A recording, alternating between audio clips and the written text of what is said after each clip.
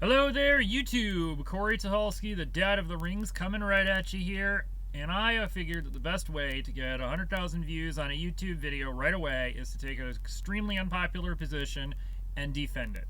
The extremely unpopular position that I am taking today is that Kevin Smith's Masters of the Universe Revelations is actually a really good show. I know everybody's sitting there wondering how in the heck I can possibly defend it. Well, watch the video for yourself. I am going to tell you how I can possibly defend this because I liked it, I think it was great, and another unpopular opinion, I don't think Kevin Smith lied to his fans about what this was all about. We're going to unpack all that today, and it's a lot, so let's dive right on in. Alright, so let's get this out of the way right away. Number one, there is going to be a ton of spoilers, so if you haven't seen Kevin Smith's Masters of the Universe Revelation, unlike all the rest of YouTube, I recommend it. Go watch it, and then come back here where there won't be any spoilers. So, I am not going to summarize what happened in the video, or I'm not going to summarize what happened. You can go look at that for yourself. You can find plenty of videos that explain it. There are summaries on Wikipedia. There are summaries on IMDb. You can go look for yourself. I'm going to assume that you've seen it and you know what I'm talking about.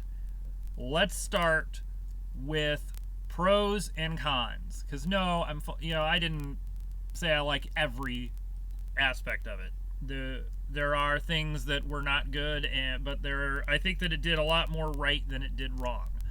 So, pros and cons. Pros, it has great animation and artwork, and this comes from somebody who is not an anime fan. I don't like that style typically, but I really enjoyed this. I thought the animation and the artwork were absolutely tremendous for this whole thing. I particularly loved the Alfredo Alcala throwbacks in the introductory part of it. That was the part that mimicked the box art of the original Masters of the Universe as well as the mini comics. I thought that was tremendous. I've always been a huge fan of that artwork. As I have been collecting the Masters of the Universe origin figures, I have been cutting out the artwork and keeping it because I really love it that much. I cannot praise the voice actors enough. They all did tremendous, but in particular, I have to call out a couple of my favorites. Mark Hamill, of course. I was excited when I found out that he was cast as Skeletor, and he killed it. He did such a great job. I know they mentioned that he had a lot of Tallulah Bankhead influence, but I mostly heard the live-action Frank Langella Skeletor in that performance, especially in the utterance of the line, "Then let this be our final battle." And I know, again, I'm probably taking the minority opinion in this one, but movie Skeletor, live-action movie Skeletor, was always my Skeletor. I thought that was great portrayal of Skeletor, and I think that Mark Hamill is right up there with the best. Of course, Tony Todd, can't say enough nice things about Scareglow and his first appearance in animation. And of course, Tony Todd's creepy voice added great ambiance to that scene. And Lena Headey practically deserves her own section. I'm totally fanboying over her performance as Evelyn. She was my pick for the live-action movie, if there was ever going to be one, and I was very happy to hear that she got cast as the voice artist to play Evelyn. There was a lot of callbacks in this to Filmation and mini-comics, if you were paying attention. The intros to the characters, of course, when they commented that Teela looked like a warrior goddess, when Man-at-Arms consoled Cringer by saying, "Take it from someone who's seen battle, cat." Then, of course, they had the shaping staff, they had Faker, and then Evelyn's all-purpose old lady identity and her name of Majestra, which was all from the Filmation episode The Shaping Staff, all appeared in the animation. But I think my favorite callback to Filmation was when Teela gave Man-at-Arms a direct order to go to Castle Grayskull and defend the sorceress. And then, at the 0 hour when all seemed lost, Man-at-Arms shows up and saves the day from when Merman had attacked their boat. I thought that was absolutely beautiful and a perfect callback. In addition to the nods to Filmation, there was also nods to the original mini-comics. The splitting of the power sword, which was something I honestly was always a fan of, and I was very happy to see that they did it.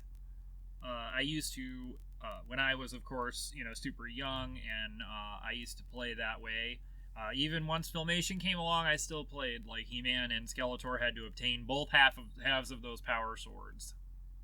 And then, one that really took me by surprise and shocked me was when they turned Castle Grayskull back into the Hall of Wisdom.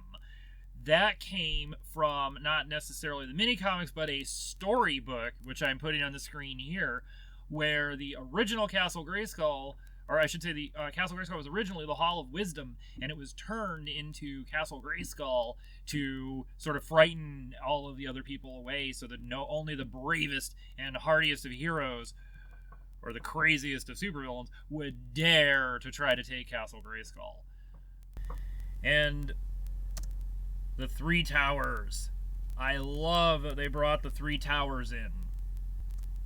Cons. I did not much care for Preternia or Subternia. Preternia was supposed to be the Eternia before Grayskull kind of came in and worked his magic, if you will, and civilized the entire thing. Subternia is supposed to be the underside of Eternia, the caves, the caverns, and the like. But in this iteration, they made Preternia heaven and Subternia hell, and I honestly didn't really care for that, which related to that is the Three Towers were supposed to, according to the mini-comic story, replace or become more powerful than Castle Grayskull, and they didn't do it there. The Three Towers were just kind of there. And so this sort of sounds like I didn't like the Three Towers, but just seeing them was kind of cool, and I have to go with that. The overuse of the heroic sacrifice. It really starts kind of blunting the edge of the heroic sacrifice when it's done multiple times in the same story. This was the same problem I had with Godzilla King of the Monsters. You have, when the Doctor sacrificed himself, it was impactful, it was meaningful, it was sad, oh, poor Doctor. But he sacrificed himself for humanity, and it was, okay, so, we can live on and go. But when the mom did it in the final act, it just kind of felt like she was doing it to avoid prosecution for her crimes against humanity. It stops having some impact. And I think we're seeing the same issue here. He-Man did it. Okay, great. He-Man, we expected him to do it. Despite everything that was said about this coming out, I was really expecting a heroic sacrifice end to He-Man in the very first episode. So that was not surprising to me at all, honestly. Roboto, I did not care enough about him as a character for that to really make a difference to me. So Roboto's heroic sacrifice was kind of, and at that point it was just kind of expected, because in the previous episode we had what I felt to be the most impactful of the heroic sacrifices, which was, of all people, Orko sacrificing himself so that everybody could escape Subternia. But when it gets overused, as I said, it kind of blunts the edge on it a little bit. And to close out the cons, I am going to go ahead and have to agree with all of the haters. For a series entitled He-Man and the Masters of the Universe, there is not a lot of He-Man. Overall, I'm going to give this one, I'll say 3.5 stars out of 5.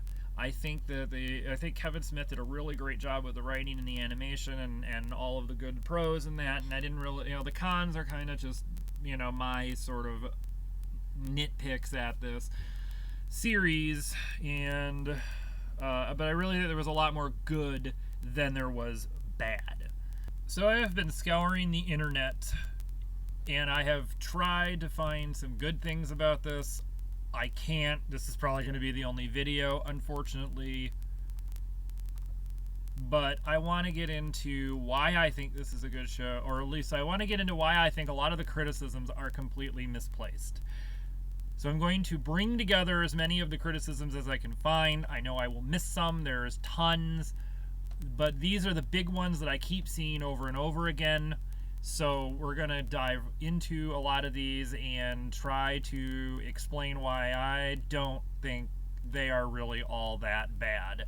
So without further ado, let's get right into the defense here. Alright, so the very first big criticism I see is that they are emasculating Prince Adam. I did not see it that way at all. And I see two things primarily that keep coming up. In addition to, upping Tila's game a lot in the physicality and the mental acuity department, which is somehow, I guess, it's a pie where, only so many people can have all of these things, I guess. I don't know. The two that I saw relating specifically to Prince Adam is King Randor openly wishing that Adam was more like Tila. Okay, guys, go watch Filmation. Seriously, this show is meant to be the spiritual successor to the Filmation He-Man, and that type of talk was rife through the series. King Randor always said that Prince Adam was a bit of a disappointment. Now, I don't remember that he openly said, I wish you were more like Tila. There could have been a few implications in that respect. However, Randor often called Adam a disappointment. Adam was unwillingly acting like a goofball, specifically to defend or to protect his secret identity as He-Man. This carries over into this series. It should not be a surprise to any of you. And yet, this is what I see brought up as evidence that they are emasculating Prince Adam. The second is when the Preternian heroes refer to Adam as Flea Man. Okay. This is actually a subtle story point, and I'm going to circle back around to this later at the end when I address some of the criticisms in a more broad fashion. Adam being the only champion to choose his lesser self, according to King Grayskull. The dig is on the lesser self, not on Prince Adam specifically. So I don't see how this is relevant to the point. I might be wrong, but I really don't see it. Criticisms on Tila's portrayal. These are legion, and I'm going to try to cover a couple of the easy ones here. So I see a lot of over-emotional. The citation that I keep getting is her rage at discovering Prince Adam was He-Man, her throwing down her royal title, and running out. Alright, guys.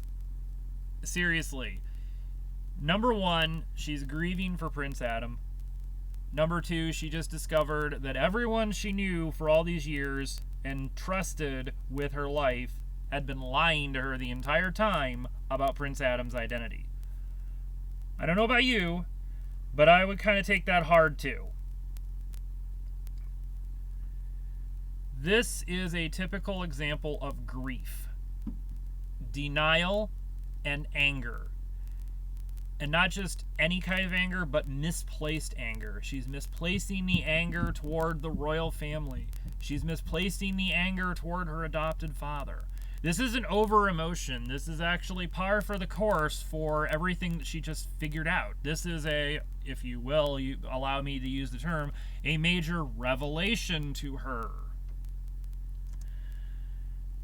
The second is her relationship to Andra. I could pretty much do an entire video on this. This is not an LGBTQ relationship. They are not gunning for that, guys. I'm going to cover why in a future slide, but to suffice it to say now, this is not meant to be a lesbian relationship. This is not going to be She-Ra and the Princesses of Power all over again. This is common. A same-sex camaraderie situation is very common in military-style relationships. Just ask anyone who is in the military. And Tila is clearly a merc, which is a semi-military. This is not meant to be what everyone is making it out to be. That's not what is happening here. And portraying Tila as a strong woman. I mean, come on, guys. Did you not watch Filmation? Did you not watch the 200X series? Tila has always been a badass. The only place I really saw her nerfed was the original mini comics when she was pretty much the damsel in distress. Okay?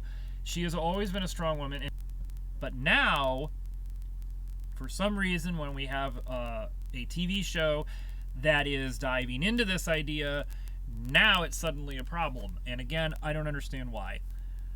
I have liked Tila's portrayal here. I did not find her to be whiny or narcissistic. I did not think that she overreacted to any type of situation that happened. I think she had her world turned upside down and she reacted appropriately.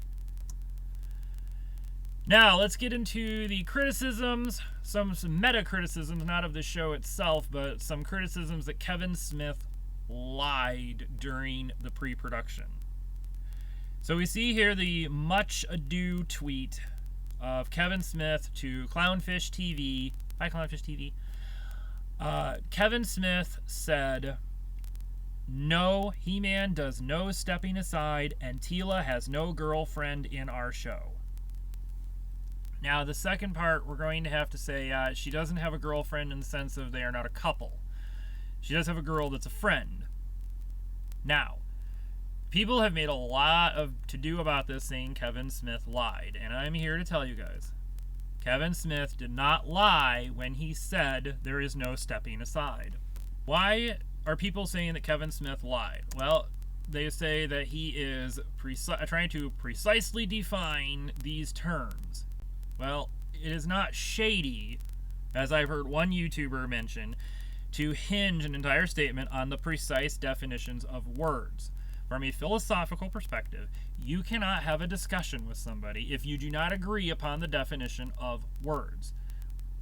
When Kevin Smith says there's no stepping aside, there is indeed no stepping aside. He never denied the substance of any of these allegations, mind you. He never once denied that He-Man is not the focus. What he instead denied is that there was stepping aside. The heroic sacrifice made by He-Man / Prince Adam in the opening is totally on par with messianic sacrifices in literature all over. This is not Adam stepping aside so that Tila can take the reins. This is Adam offering himself to save the entire planet. Now, all that said, I do have to also give at least one assent of agreement to the haters, and that is the second much ado tweet, which is this one right here. In that last sentence, Kevin Smith says, while Tila is as present as she's always been in the Masters of the Universe adventures and she plays a big role, our series is literally all about He-Man. In that respect, I would have to put the question to Kevin Smith. If that's the case, then where is He-Man? So, for all of that said, let's go into some general ideas of what the criticisms get wrong. First, we are going to listen to the words of the man himself, Kevin Smith. Thing that everyone's crying about the most, or we're like, where the fuck is, like, this has been the only thing that's frustrating to me. I don't mind if people are like, you fucking suck and it sucks. Like, I'm used to that. But in some ways, it just feels like some of these people have never seen a TV program or a movie. Yes. Those sparked a fair deal of outrage when he said them. And a lot of the YouTube videos made a pretty big deal out of them. when I say what I'm going to say, this is probably where I'm going to get the most hate. I'm going to kind of go ahead and agree with Kevin Smith on this one, guys. Have you ever seen a movie or a TV show before? Your criticisms fall flat on story elements. I would like to think you guys understand them, but maybe not. So I'm going to explain the two that everyone seems to be getting wrong with this. Number one, subtext. What is not said is just as important as what is said. If you understand the subtext of the scene and an emotional complexity within a scene, then you would understand why Tila overreacts and throws down her royal title. You would understand why Tila continues to be mad at Adam in Preternia. It is not her being a brat or narcissistic or self-involved. There is a subtextual reason why, and it's the same subtextual reason why Tila and Andra are not and cannot be a couple. The second story element everyone seems to be getting wrong is the setup and the payoff. In Preternia, Adam is called Flea Man, and Grayskull says that Adam chose his lesser self. Folks, these are classic setups that we are going to get a payoff to in the future. This is my prediction. This is only a fan theory. Don't take me at face value, but seriously, in the second half of this, we are going to see Adam, not He-Man, make the heroic sacrifice or make some kind of heroic deed, and then that's going to challenge Grayskull's notion that Adam chose his quote-unquote lesser self when he entered paradise. He's not Flea Man, but I believe Adam is the one that's going to save the day. Alright, I said what I said, so now I'm going to take a bunch of hate in the comments. That's fine, I can take it. Bring it on. I'm actually looking forward to engaging with you guys in the comments. Try to convince me that I am wrong. Try to convince me this sucks. I don't think you're going to do it. I love it, and I think you should too, for the reasons that I just outlined. So, this probably isn't the video to ask for it, but I'm going to do it anyway. Like, subscribe, and then don't forget to visit our website, www.dadoftherings.com. There isn't much there right now, but you can subscribe to our email list and get updates on the growth of the channel. All right, take care, guys. Bye-bye.